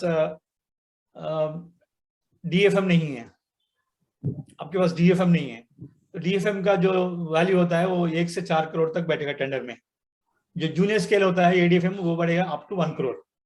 ये मान लो एक डिवीजन में DFM नहीं है, तो नहीं है तो PFA ऑथराइज कर सकते हैं ADFM को कि भाई आप टेंडर्स में बैठो, 4 करोड़ तक बैठ सकता है, तो 1 लेवल बिलो हो सकता है, लेकिन एग्जीक्यूटिव साइड नहीं होता है। एग्जीक्यूटिव साइड में ये बात नहीं होती है। फाइनेंस साइड में, उधर एग्जीक्यूटिव साइड में DFM बैठेगा, सॉरी DN बैठेगा, तो फाइनेंस साइड में ADFM बैठ सकता है। If there is no member, वो DFM लेवल का ऑफिसर नहीं है, तो PFA फिर नॉमिनेट करेंगे तो बैठ सकते हैं, 1 लेवल बिलो भी हो सकते हैं। ये सर नॉर्मल प्रैक्टिस में नहीं है, मतलब PFA नॉर्मल प्रैक्टिस नहीं है। इन केस मान लो उसको बहुत सारे टेंडर्स हैं, DRM ने बोला कि भाई वो यही इसको अभी बहुत काम है, उसके बजाय DE को बहुत काम है, उसके बजाय आप DE को ले लो, यही नॉमिनेट। और ये भी हो सकता है दी अदर साइड, मान लो किसी सीनियर स्केल का टेंडर है, सीनियर स्केल का टेंडर तो आपको पता है 1 to 4 crores, तो 2 करोड़ का टेंडर है, उसमें सीनियर स्केल ऑफिसर बैठना है, लेकिन उस डिवीजन में सीनियर स्केल ऑफिसर नहीं है, तो फिर J ग्रेड ऑफिसर बैठ सकता है। इसमें इधर कौन रहेगा फाइनेंस में? डीएफएम ही रहेगा, क्योंकि हमारे पास डीएफएम अवेलेबल है, उनके पास डीएन अवेलेबल नहीं है, इसलिए जे ग्रेड ऑफिसर बैठा है। तो यहाँ पर डीएफएम हो गया, वहां पर जे ग्रेड ऑफिसर, वहां पर सीनियर डीएन हो गया। तो फिर एक्सेप्टेंस कौन करेंगे? फिर नेक्स्ट लेवल जाएगा ना, मतलब एडीआरएम डीआरएम करेंगे, एडीआरएम डीआरएम करेंगे, एक्सेप्टेंस जो रिकमेंडेशन रहेंगे डीएफएम और सीनियर डीएन के, ऐसा भी हो सकता है। ठीक है, आई बात समझ में? जी जी। Anything else? तो हम आगे बढ़ेंगे थोड़ा। सर हाँ जी, डिटेल एस्टिमेट में आपने बताया कि जीएम का जो होल पावर 20%, ये समझ में नहीं आया कैसे है ऐसा है 20% वाली बात। अच्छा, आपको ऑफसेट एस्टिमेट के बारे में पता है, समझ में आ गया? जी, एडमिनिस्ट्रेटिव अप्रूवल जी। हाँ, एडमिनिस्ट्रेटिव अप्रूवल जीएम कहाँ तक दे सकते हैं? 2.5 और उसके बाद भी बोर्ड जाएगा। यस ठीक है। यस। तो मान लो एक वर्क है 5 करोड़ का, किसने अप्रूव किया होगा? Railway board. रेलवे बोर्ड ने किया, ठीक है। 5 करोड़ का नहीं, 1000 करोड़ का किसने किया होगा? बोर्ड ने किया होगा। बोर्ड ने। तो फिर उसका डिटेल एस्टिमेट बनेगा। डिटेल एस्टिमेट कौन सैंक्शन कर सकता है? बोर्ड को जाने की जरूरत नहीं है, क्योंकि बोर्ड ने ऑलरेडी उसका अप्रूवल दे दिया है। सो 1 करोड़ सॉरी 1000 करोड़ का टेंडर जीएम 1000 करोड़ का work detail estimate GM sanction कर सकते हैं। ठीक है, वो कर सकते हैं। उसमें एस्केलेशन अगर हुआ, मतलब एस्केलेशन मतलब रेट बढ़ गया, किसी आइटम का रेट बढ़ गया, तो एस्केलेशन कितना भी अमाउंट हो, 50% 100% जीएम कर सकते हैं। मतलब 1000 करोड़ का 1500 कर सकते हैं। लेकिन उसमें अगर स्कोप बदल गया, 2006 का मतलब आपका जो नया आइटम ऐड हो गया उसमें, तो स्कोप बियॉन्ड 20% हो गया। बियॉन्ड 20% अगर स्कोप होगा तो भी जीएम नहीं कर सकते हैं। वो जीएम कर सकते हैं any escalation, cost escalation and even cost escalation is only 20%। जी, स्कोप की बात है, यहाँ 20% स्कोप एक्सेस हो जाएगा। तो मतलब नया आइटम, नया फैसिलिटी, नया स्टेशन, नया अरेंजमेंट, ऐसा कुछ एकदम कास्टिंग 20% से ज्यादा। और उसका 20% और 2.5 करोड़ which is less, 20% और 2.5 करोड़ which is less। जी जी जी, thank you sir. Thank you. To execution of works, हमने देखा अभी कॉन्ट्रैक्ट भी साइन हो गया, अभी हम एग्जीक्यूशन ऑफ वर्क में आएंगे। सो एग्जीक्यूशन ऑफ वर्क कैसा होना चाहिए? As per the terms and conditions of the contract. हमने ई कॉन्ट्रैक्ट साइन किया है, हमने मैनुअल कॉन्ट्रैक्ट साइन किया है, तो उसके हिसाब से वो वर्क कमेंसमेंट होना चाहिए, उसके टर्म्स एंड कंडीशन जो भी है उसके अंतर्गत होना चाहिए। और IRWCMS में अभी उसको शिफ्ट भी कर सकते हैं जहां जहां प्रोविजन है। ठीक है। Variation in a contract, what is the variation in a contract? आपका कॉन्ट्रैक्ट में 5 आइटम है। पहला आइटम है 100 क्वांटिटी, दूसरा आइटम है 200 क्वांटिटी, तीसरा आइटम है 50 क्वांटिटी, चौथा आइटम है 500 क्वांटिटी। ये जो क्वांटिटी है इंडिविजुअल आइटम है, पूरे इंडिविजुअल आइटम है और इंडिविजुअल शेड्यूल है। वर्क जो अग्रीमेंट में एक इंडिविजुअल शेड्यूल है, वो शेड्यूल में 25% तक वो वेरिएशन जा सकते हैं। कंकरेंस की जरूरत नहीं है, कंकरेंस की जरूरत नहीं है और सैंक्शन की जरूरत नहीं है। वो सिंडियन अपने पावर्स में 25% तक वेरिएशन जा सकता है। फिर 25% ज्यादा, अगर 100 का क्वांटिटी था मेरा, 125 तक मैं जा सकता हूँ। और 126 हो गया तो फिर मेरे को SCG ऑफिसर का अप्रूवल लेना चाहिए, कंकरेंस लेना चाहिए, फाइनेंस कंकरेंस, और उसको एक सब अग्रीमेंट एग्जीक्यूट करना चाहिए। वेरिएशन स्टेटमेंट आता है। वेरिएशन स्टेटमेंट क्या होता है? Variation statement is a statement containing the agreemental quantities and the actual quantities executed or proposed to be executed. Agreement quantity 100 है, proposed quantity 150 है। दूसरा आइटम एग्रीमेंट क्वांटिटी 200 है, जी प्रपोज क्वांटिटी 300 है। ऐसा स्टेटमेंट बनता है। मतलब अग्रीमेंट का 5 करोड़ है, जब आपका जो फाइनल जो एग्जीक्यूशन प्रपोज कर रहे हैं वो 5.5 करोड़ हो गया है। इसमें एक एडिशनल आइटम भी इंक्लूड कर सकते हैं, जैसे कि 5 लाख तक का without finance concurrent and 5 lakh beyond 5 lakh with finance concurrent. तो जो भी अग्रीमेंट क्वांटिटीज है, उसके बाद में प्रपोज्ड एग्जीक्यूशन क्वांटिटीज है, तो इसको एक स्टेटमेंट में बना के कितना एक्सेस है ओरिजिनल क्वांटिटी में, ओरिजिनल कॉन्ट्रैक्ट वैल्यू में, उसको एक बताते हैं, उसको कहते हैं वेरिएशन स्टेटमेंट। जब कभी क्वांटिटी 25% से बढ़ती है, जब कभी नया आइटम आता है, तो उसके लिए एक सब अग्रीमेंट की जरूरत है। और सब अग्रीमेंट क्या है? Subsidiary agreement. अपना ओरिजिनल अग्रीमेंट ने हमने देखा है, साइन किया है, अभी सब्सिडियरी अग्रीमेंट करना है, क्योंकि आप अग्रीमेंट क्वांटिटी प्लस 25 तक अग्रीमेंट कवर करता है। 25% के ऊपर जो भी क्वांटिटी होती है, 20% के और एडिशनल आइटम जो भी क्वांटिटी होती है, उसके लिए सब अग्रीमेंट एग्जीक्यूट करना पड़ता है। ठीक है, सब्सिडियरी अग्रीमेंट। और सब्सिडी एग्रीमेंट इसलिए भी होती है, मान लो ओरिजिनल करेंसी 6 महीने की ओरिजिनल करेंसी थी, the contract was suppose to be completed by 31st March, लेकिन काम हुआ नहीं 31 मार्च तक। उसके बाद उसके आगे भी एक्सटेंशन की जरूरत है, हमने उसके और 3 महीने चाहिए, मार्च, अप्रैल, मई, जून तक चाहिए। तो जून के लिए वो मांगता है, एक्सटेंशन मांगता है, और depending on the terms and condition of the contract वो उसको एक्सटेंशन दिया जाता है 36 तक, 36/2022। तो उसके लिए भी सब एग्रीमेंट बनती है, ठीक है। Subsidy agreement is made for variation of quantity beyond 25% और इंट्रोडक्शन ऑफ एडिशनल आइटम और extension of currency also subsidy agreement is executed. Original agreement हो गया, सब्सिडी एग्रीमेंट हो गया।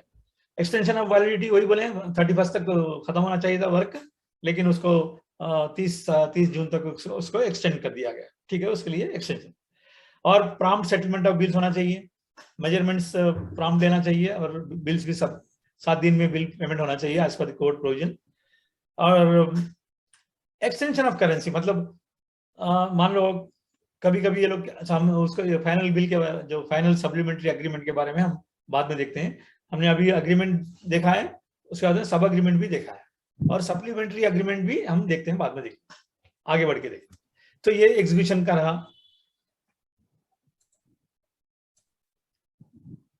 खैर अब इसमें ये पावर्स दिए गए हैं, इनको इसकी जरूरत नहीं है आपको। Variation in a contract, what is the variation in contract, हमने आप बताया। तो excess operation, additional items than the original agreement value operated in a contract is called variation in a contract. Variation क्यों होता है?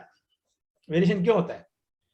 आप पूछे what is the variation, आप लिखेंगे variation is the operation of extra quantities beyond 25% and introduction of additional NS item is a variation in a contract. ठीक, तो क्यों होता है भाई variation क्यों होता है? Because ये 4-5 पॉइंट है, यही पॉइंट रीजंस हैं वेरिएशन होने के, यानी the contracts never ends with the original agreement value. The contract always varies because जो डिटेल एस्टिमेट बनता है, टेंडर शेड्यूल्स बनते हैं, वो साइट के रिक्वायरमेंट के हिसाब से नहीं बनते। पहले तो एक्चुअली डिटेल एस्टिमेट बनना चाहिए as per the plans and drawing, site पे जाना है, मेजरमेंट लेना है, उसको डिटेल एस्टिमेट बनाना है। लेकिन डिटेल एस्टिमेट कभी भी साइट कंडीशंस के हिसाब से नहीं बनता है, जो ऑफसाइट एस्टिमेट बनता है उसी के इर्द गिर्द डिटेल एस्टिमेट भी बनाते हैं, हम भी वेट करते हैं, फाइनेंस वाले भी उसको इसके जिम्मेदार है, ठीक है।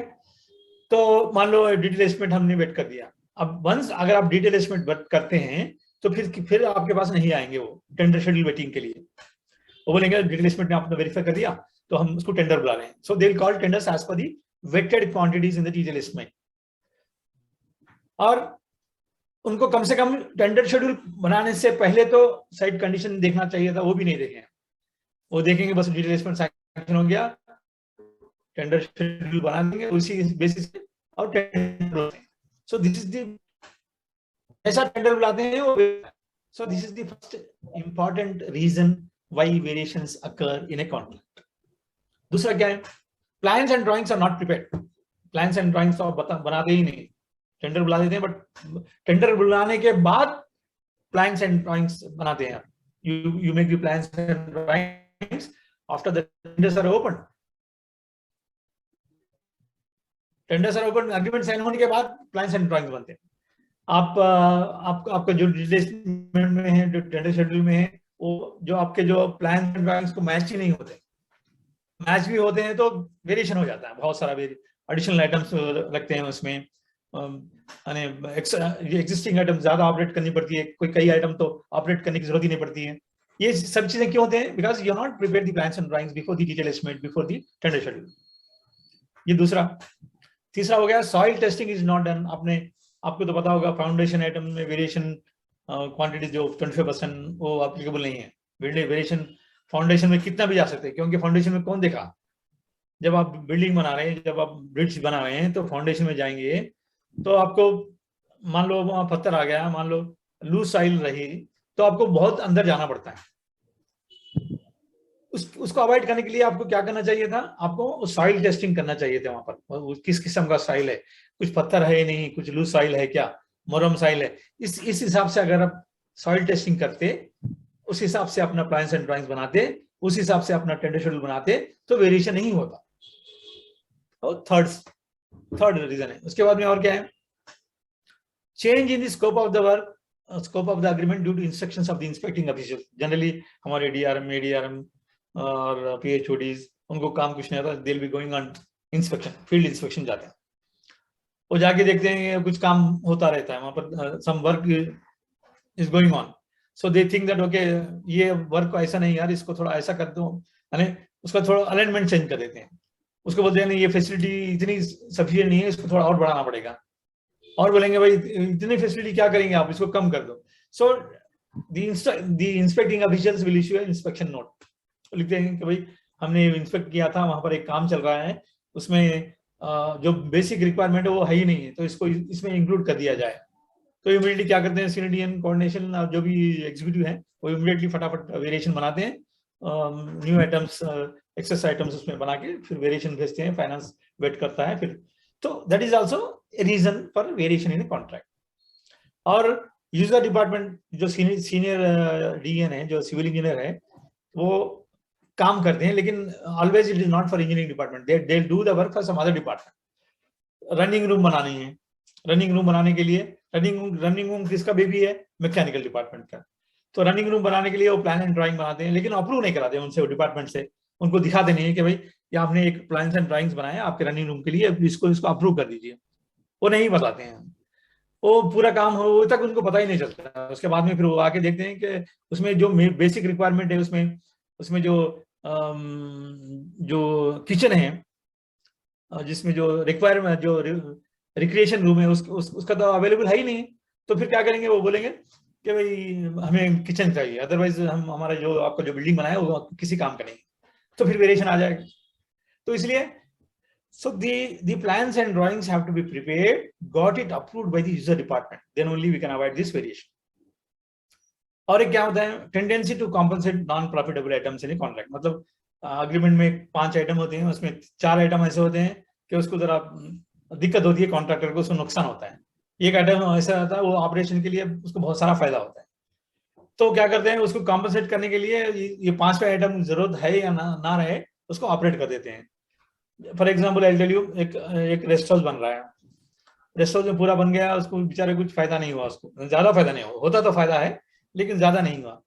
तो दूसरा एक आइटम है कंक्रीट वॉल, तो वो क्या करता है, जो बाउंड्री वॉल है ऑर्डनरी किसी ब्रिक से बना सकते हैं, लेकिन क्योंकि वो आइटम अवेलेबल है अग्रीमेंट में, वो कंक्रीट बना देगा रेस्ट हाउस के इर्द गिर्द, मतलब उसमें ज्यादा फायदा है उसको, तो इसकी वजह से भी आपको वेरिएशन हो जाएगा। So these are the items where why the variation occur in a contract, ठीक है। उसके बाद में vitiation is in a contract. What is vitiation in a contract?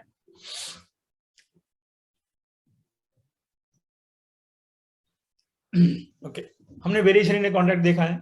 Variation in a contract is the excess operation of existing items or the introduction of additional NS items or introduction of additional SSR, USSOR items. These are called the variation in a contract. And the quantities have varied. The requirement of additional items has necessitated. So इसको बोलते हैं variation का। तो विसिएशन इन contract क्या है? विसिएशन क्या है? Is change in the inter-se position of the tenderers due to erratic variation in the quantities during execution. That is विसिएशन। मतलब आपके 5 क्वांटिटी हमने इससे पहले डिस्कस किया था। एक अग्रीमेंट में 5 क्वांटिटीज हैं, 5 किस्म के क्वांटिटीज हैं।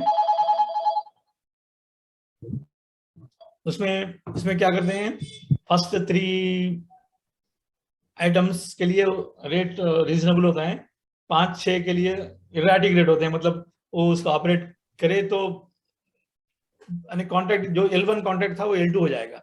The inter se position changes हम देखते हैं, इसको एग्जांपल देखते हैं, आपको समझ में आ जाएगा।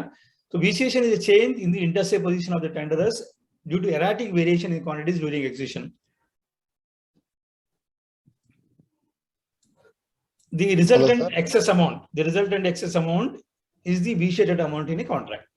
Earlier, any vitiation in the contract is required to be treated on single tender basis. मतलब अगर किसी contract में vitiation आता है, तो उस amount को single tender basis पे treat करके GM का personal sanction लिया जाता था। लेकिन आज जो एज पर MSOP उसको थोड़ा रिलैक्स कर दिया गया है। Tender value less than 50 lakh के लिए 10% का अमाउंट जो भी अगर होता है तो नॉर्मल वेरिएशन कहा जाता है, और the same accepting authority can sanction. Tender value is more than 50 lakh, so 5% है, ये 10%। ये अप्रूवल एक्सेप्टिंग अथॉरिटी सफिशिएंट है, टेंडर सिंगल टेंडर बेसिस पे अप्रूव करने की जरूरत नहीं है। अच्छा, अभी सिंगल टेंडर मतलब ये भी याद रखिए आप सब लोग, कमेटी जो सिंगल टेंडर की होती है वो 1 लेवल एबो होती है। मतलब अगर एक सिंगल टेंडर है 50 लाख का, 60 लाख का, तो उसमें junior scale officer tender committee नहीं होती है, वो सीनियर स्केल ऑफिसर की होती है, ये भी आप याद रखें। The level of tender committee and acceptance authority is 1 level above the normal tender committee, आप ये याद रख लीजिए।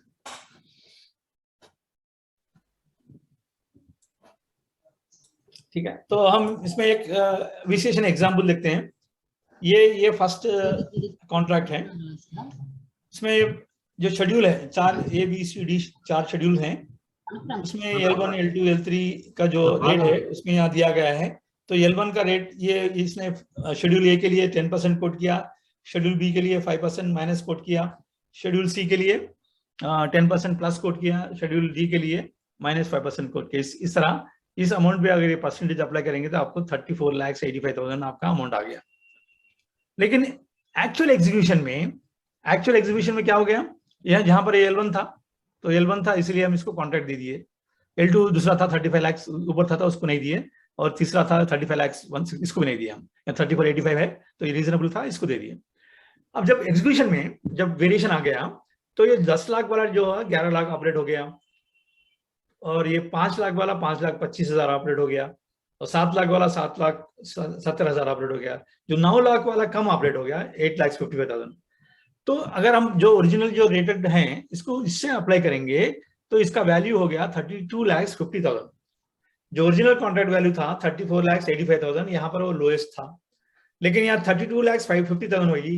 ये रेट्स ये operation of this value, the value of the contract has become 32,50 lakh. तो यहाँ पर हम देखेंगे तो ये L1 दूसरा वाला था, पहले L2 था वो L1 हो गया, ये L3 हो गया, L2 इधर हो गया, जो ओरिजिनल जो टेंडर है वो L3 हो गया। मतलब जो उसका जो इंटरसे पोजीशन है, जो रैंकिंग है वो बदल गया। तो कितना बदला है, अब पिछले L1 में A1 में कितना डिफरेंस है, अब ये L1 है 32.21, ये 34.21, मतलब आपको ऑलमोस्ट 2.5 लाख का डिफरेंस है। So this 2.5 lakhs is called the vitiated amount. The difference between L1 at the time of tender, and the L1 after the execution is the vitiated amount. इसको बोलते हैं vitiation. ठीक है, उसके बाद में फिर vitiation को how to treat vitiation in a contract. अगर GCC for works जो है उसके हिसाब से जो हमने इससे पहले दिखा था, अप टू 50 लाख अगर रहा 10% तो उसको नॉर्मल टेंडर ट्रीट करके उसको सैंक्शन ले सकते हैं। Up to 50 lakh, beyond 50 lakh tender 5% तक का विशेषण, बाकी का applicable for all cases where final, ये बाकी का जो भी है बियॉन्ड 10 लाख, बियॉन्ड 5 लाख, इसको सिंगल टेंडर ट्रीट करके GM तक जाना जरूरी है। GCC में GM तक जाएंगे नहीं जाएंगे, अगर विशेषण आता है किसी भी अमाउंट का 5%, 10%, 15%, कितना भी आता है तो उसको हम कॉन्ट्रैक्टर से रिकवरी करेंगे। This is the provision. ठीक है,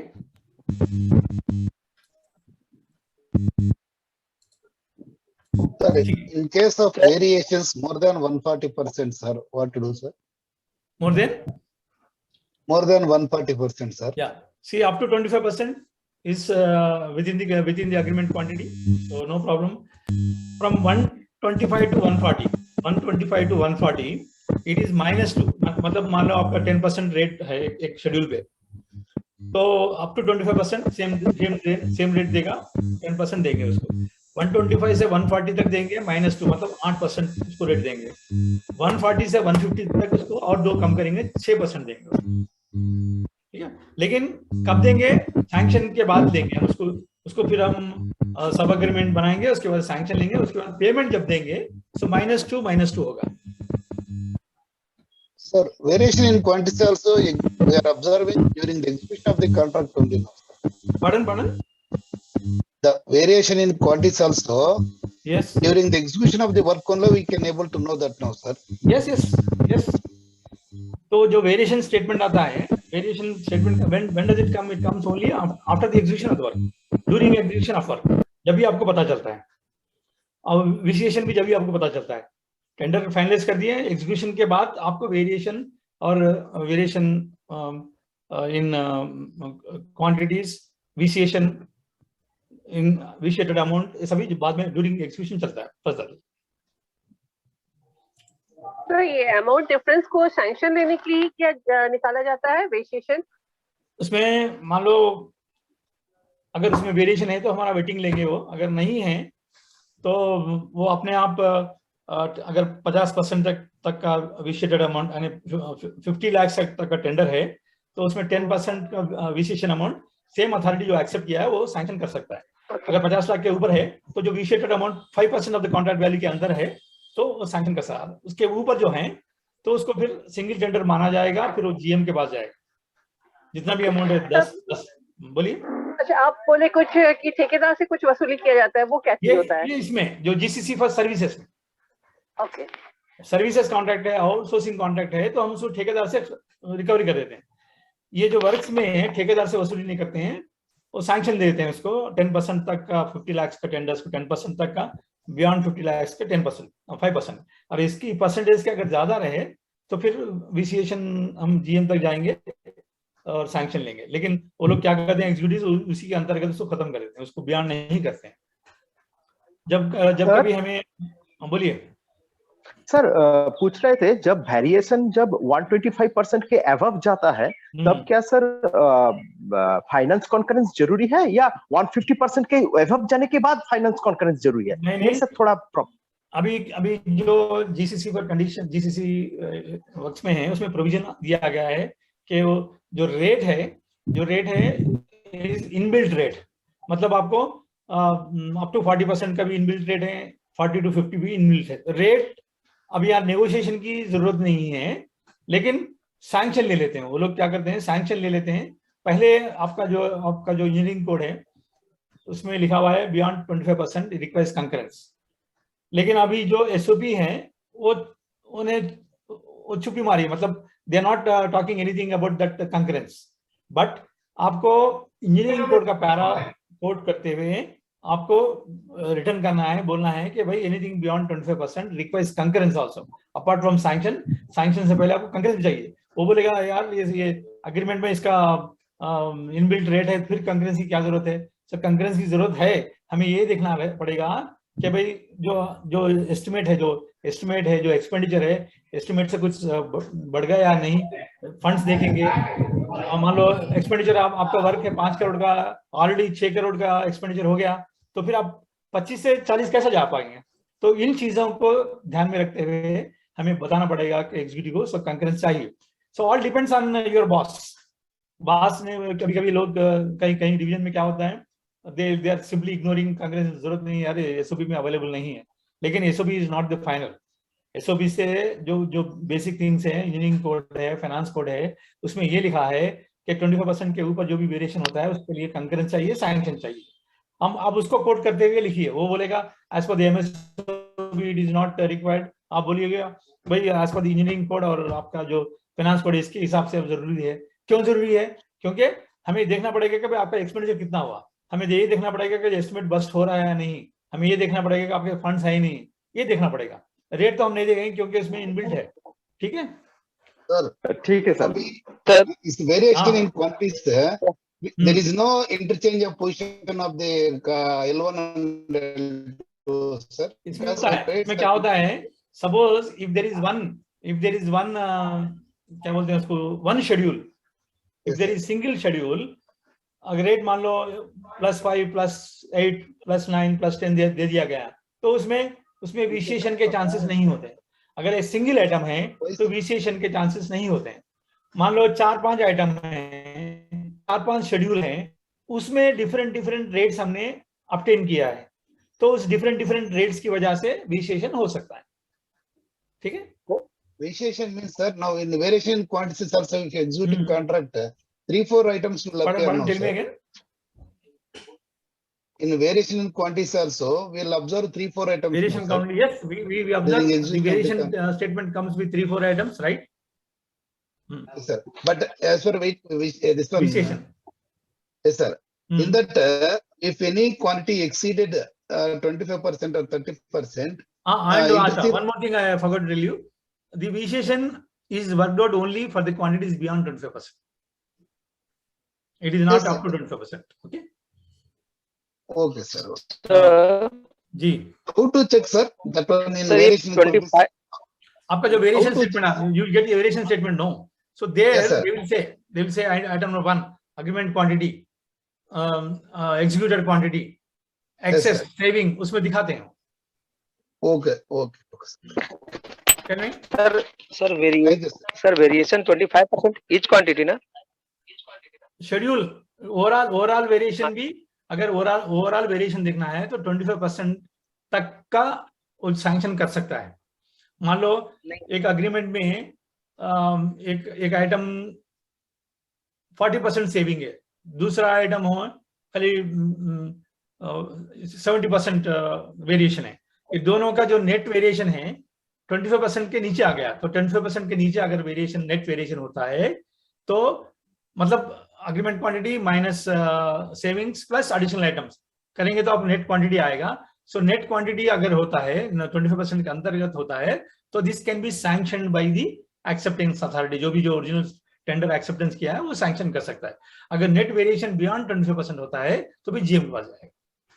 नहीं सर ये 25% इच क्वांटिटी में, इच शेड्यूल में हम इच शेड्यूल नहीं देखेंगे. अगर जब नेट क्वांटिटी देखते हैं तो ओवरऑल वेरिएशन देखेंगे. ओवरऑल वेरिएशन देखेंगे और सर वो वेरिएशन स्टेटमेंट में आने के बाद पता चलता है. नहीं, आवाज ब्रेक हो रही बीरेश. अगर 25% से कम है तो सिंगल को देखेंगे ना सर. हाँ, अगर किसी में 25% के कम है तो किसी में ज्यादा है तो उसका पेमेंट में वो 98%. बीरेश समझा नहीं, बताएं. और अगर ज्यादा है तो 98% देने में भी प्रॉब्लम आएगी. इसलिए देखना पड़ेगा ना. इसलिए जो भी क्वांटिटीज एक आइटम में बियॉन्ड 25% ऑपरेट तो इसको देखना पड़ेगा कि विशेषण भी है ना. मैं इससे पहले somebody was asking me 25% से अगर ज्यादा है तो फिर कंकरेंस चाहिए नहीं चाहिए. ये भी आइटम है विशेषण. हम ये भी देखेंगे कि कॉन्ट्रैक्ट कहीं विशिएट तो नहीं हो रहा है, ये भी देखेंगे आइटम. कॉन्ट्रैक्ट कहीं विशिएट हो रहा है नहीं और फंड्स है ही नहीं, एस्टिमेट प्रोविजन है ही नहीं, ये सब चीजें देखने के लिए कंकरेंस चाहिए. एमएसओबी में कंकरेंस का प्रोविजन नहीं है, लेकिन इंजीनियरिंग कोड फाइनेंस कोड में कंकरेंस का प्रोविजन है. हम उसके साथ जाएंगे. सर हेलो सर, नमस्ते सर. नमस्ते बोलिए. ये ठेके में एनएस आइटम कितना % तक हो सकता है? कितना % भी हो सकता है, कितना % भी हो सकता है, 30% भी हो सकता है, लेकिन उसका सैंक्शनिंग पावर अलग अलग है. मतलब 5 लाख तक अगर आइटम है तो जो एक्सेप्टेंस अथॉरिटी कंकरेंस के बिना उसको इंट्रोड्यूस कर सकता है. 5 लाख के ऊपर अगर होता है तो कंकरेंस चाहिए. और sanction of competent authority as per the value of the agreement. मान लो वो एडिशनल आइटम की वजह से पहले एक कॉन्ट्रैक्ट था 80 लाख का और 90 लाख का कॉन्ट्रैक्ट था, वो एक्सेप्टेंस हो गया जे ग्रेड या एक्सेप्टेंस हो गया सीनियर स्केल से हो गया. अब एडिशनल आइटम इंक्लूड कर देंगे उसमें, करने से जो कॉन्ट्रैक्ट वैल्यू हो गया 1 करोड़ 10 लाख. तो 1 करोड़ 10 लाख का जो कॉन्ट्रैक्ट वैल्यू जो सीनियर स्केल ऑफिसर पहले एक्सेप्ट किया था वो नहीं कर सकता है अभी. It has to go to next authority as per the powers of the acceptance. Okay sir.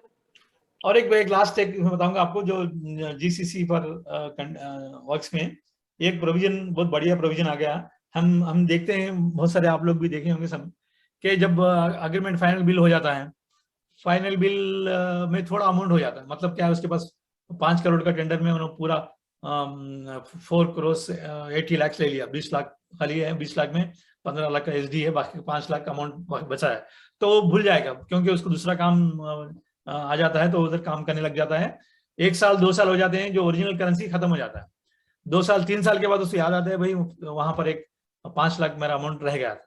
तो जब 5 लाख के अमाउंट के लिए वो आता है तो उसको सता देंगे भाई आपका जो कॉन्ट्रैक्ट जो ओरिजिनल करेंसी थी वो खत्म हो गई, आप इसको एक्सटेंशन करा लो. तो एक्सटेंशन कराने में दिक्कत होती थी क्योंकि कॉन्ट्रैक्ट हो गया, 2 साल हो गया, 3 साल हो गया, तो लोग डरते थे भाई अब हम एक्सटेंशन कर सकते हैं या नहीं। लेकिन अभी जो जीसीसी में एक प्रोविजन आ गया, उसमें एक प्रोविजन है फाइनल सप्लीमेंट्री एग्रीमेंट। मान लो वो 1 साल के बाद आने दो, 2 साल के बाद आने दो, जब वो क्लेम करता है फाइनल अमाउंट, उस जब हम फाइनल सप्लीमेंट्री एग्रीमेंट को एग्जीक्यूट कर सकते हैं। This is as per the new GCC for works. ये बहुत बढ़िया प्रोविजन है जीसीसी में। इस सप्लीमेंट्री एग्रीमेंट को हम एंटर करके हम उसका फाइनल बिल पास कर सकते हैं, उसका जो भी अमाउंट है उसका रिलीज कर सकते हैं। ठीक है, anything? Then this situation will arise, sir. The final supplementary agreement. Final supplementary agreement, I An told example, you. sir. For example, what happens is the contractor has executed the work. He has executed the work and claimed all the bills except for 1-2 lakhs bills or 5 lakhs bills is pending. So immediately he shifts his establishment to some other new big work. There he will be busy. So he forgets about this work. वो कितना 1-2 लाख होगा भी नहीं होगा, he is not aware of that. So there he will be busy. From there he will go to some other work. तो 2-3 साल का gap हो जाएगा। उसके बाद में याद आएगा उसको। You are able to follow Hindi or shall I tell in English? English, sir, English. So what happens is after execution of the work, he goes to some other project. He does that agreement and so goes to another project. So he'll be busy in those projects. He forgets this amount, 2 lakhs, 3 lakhs amount. So after 3 lakhs, after 3 years, he remembers that some amount is due from this contract. So he comes and claims. So that time the CNDN changes. That time the executive changes. They then will say your currency has expired. So now we cannot process. Even if the bill is sent to finance, they'll return the bill saying that you please get the extension of the currency of the contract. At this juncture, after completion of 3 years, extension of currency becomes a difficult process.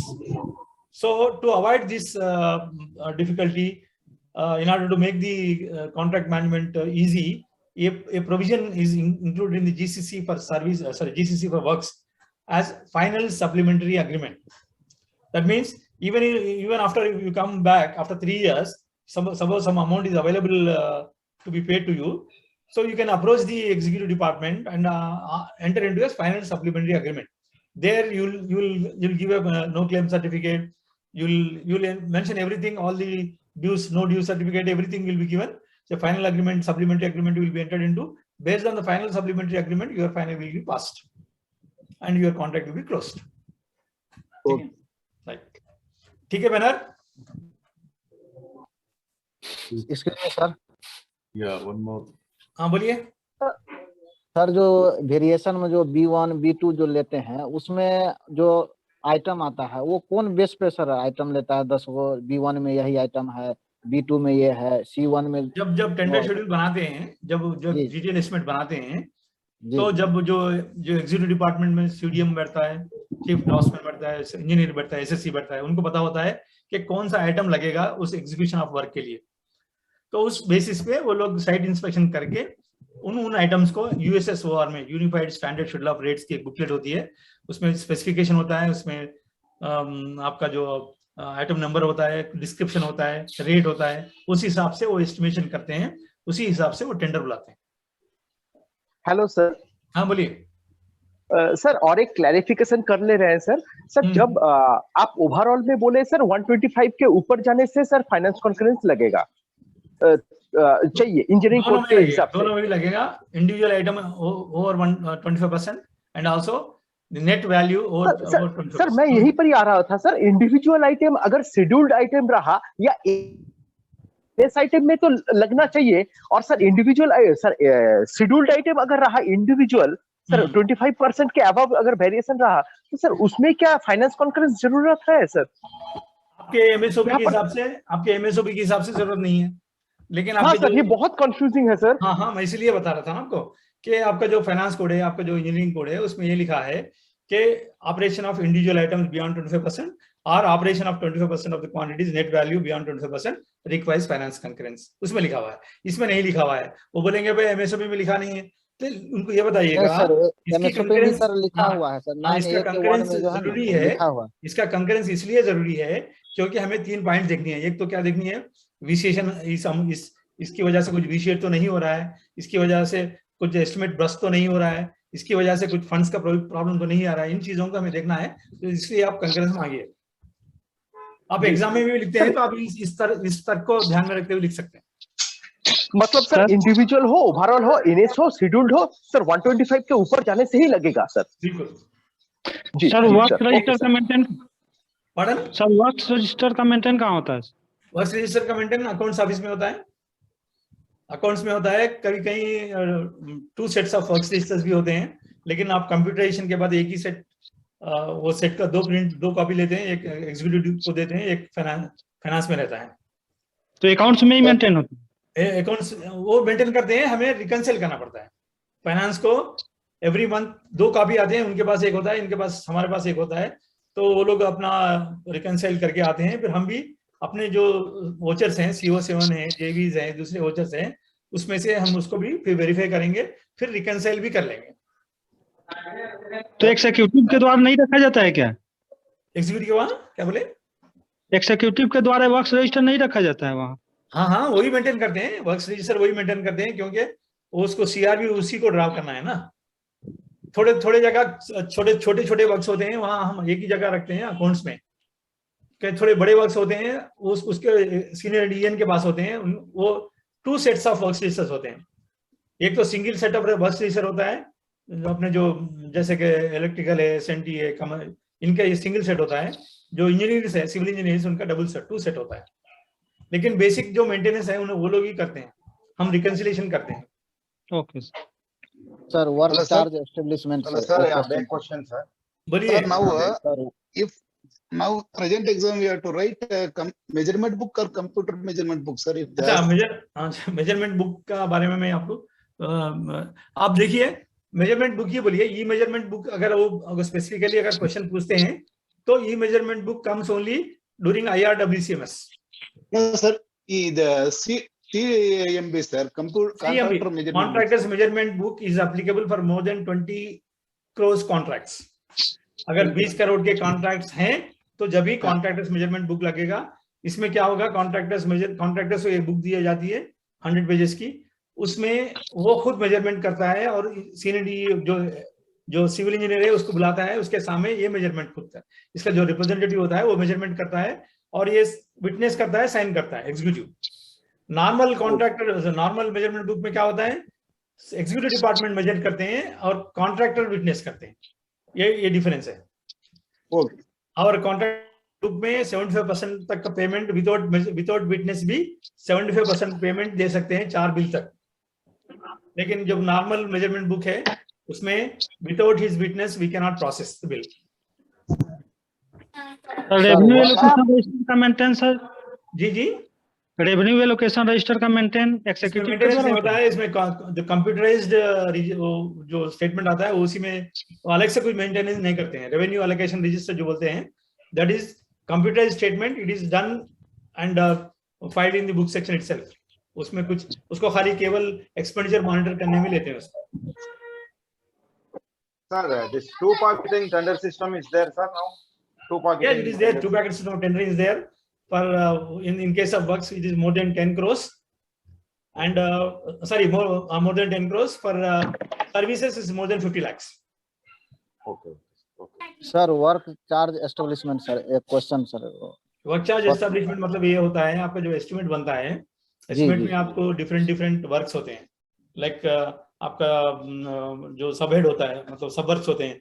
First होता है preliminary expenses, उसके बाद में land, उसके बाद में आपका जो उसके बाद में फॉर्मेशन, उसके बाद में रेल्स, उसके बाद में आपके बिल्डिंग्स होते हैं, उसके बाद में प्लांट एंड मशीनरी होती है, उसके बाद में जनरल चार्जेस होते हैं।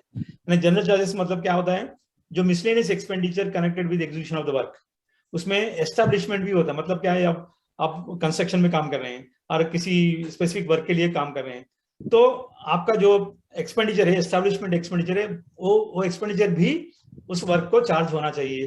तो इसीलिए हम क्या करते हैं, कुछ प्रोविजन 5%, 6% प्रोविजन हम एस्टैब्लिशमेंट जनरल चार्जेस प्रोवाइड करते हैं एस्टिमेट में, हर एक एस्टिमेट में।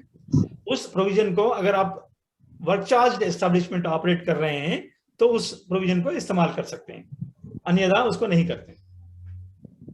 Thank you sir. Sir, standing earnest money, please, sir. Standing earnest money. Standing earnest money, जी सर। ठीक है। स्टैंडिंग अर्नेस्ट मनी आजकल तो नहीं है, फिर भी अगर आप अप्रूव लिस्ट ऑफ कॉन्ट्रैक्टर्स, आपने जो लिमिटेड टेंडर्स सीखा है ना, लिमिटेड टेंडर्स आपको समझ में आ गया होगा ना। अप्रूव लिस्ट ऑफ कॉन्ट्रैक्टर्स अगर बनाते हैं, approve list of contractors for limited tenders के लिए बनाते हैं, तो ईएमडी हर बार ईएमडी लेने के बजाय every time you call tender you are taking EMD. So instead of taking EMD each and every time the tender participates in the tender, we can have one SEMD, standing earnest money deposit. मतलब अब EMD है 50 लाख, 50 नहीं 5 लाख अब every time वो ले रहा है, उसके बजाय मेरे पास एक 20 लाख का SEMD रख लूंगा। I am an executive engineer, so 20 lakh का SEMD रख लूंगा मेरे पास, और जब कभी आप टेंडर में पार्टिसिपेट करते हैं तो मैं आपसे EMD नहीं मांगूंगा। उसी लिए मैं आप एक SEMD हायर अमाउंट है वो मेरे पास अवेलेबल है ऑलवेज। अगर मान लो आप कुछ ऑब्लिगेशन आपका जो आप मुकर रहे हैं, आपके जो टेंडर से मुकर रहे हैं, तो फिर मैं इस SEMD में से जितना भी अमाउंट है 5 लाख 10 लाख मैं इसको रिकवरी कर लूंगा। वो SEMD is a deposit with the railways towards participation of any number of tenders. This is applicable only for the approved list of contractors. ठीक है सर, इसका कुछ अमाउंट है? अमाउंट फिक्स होता है डिपेंडिंग ऑन दी वैल्यू। मतलब क्या है, 5 लाख का एक सीलिंग एक अप्रूव लिस्ट होता है, 1 करोड़ का एक अप्रूव लिस्ट होता है, उसके हिसाब से उसको फिक्स करते हैं। That depends on the ceiling of the approve list. तो अभी कुछ रिवाइज है क्या उसका सर? अपडेट बिल्कुल, आजकल ये SEMD आपको कहीं भी नहीं मिलेगा, क्योंकि किसी रेलवे में भी आपको अप्रूव लिस्ट मेंटेन नहीं हो रहा है, इसीलिए SEMD नहीं मिलेगा। SEMD is link to the approve list of contractors. अगर अप्रूव लिस्ट ऑफ कॉन्ट्रैक्टर्स किसी रेलवे ने मेंटेन कर रहे हैं तो फिर जब SEMD लगेगा। जरूरी नहीं है SEMD रखें, जरूरी नहीं है SEMD रखें, उसमें भी आप टेंडर बेसिस पे भी EMD ले सकते हैं। तो सर अभी मैंने आपके कहने की अप्रूव लिस्ट कॉन्ट्रैक्टर अभी नहीं है किसी के पास में नॉर्मली? किसी रेलवे में नहीं है, किसी यूनिट में नहीं, कहीं कंस्ट्रक्शन में हो सकता। तो लिमिटेड टेंडर पे नहीं मंगाया जाता होगा उसके हिसाब से? बिल्कुल नहीं, बिल्कुल आजकल लिमिटेड टेंडर बुला ही नहीं रहे हैं। ओके ठीक, ओके थैंक्स सर।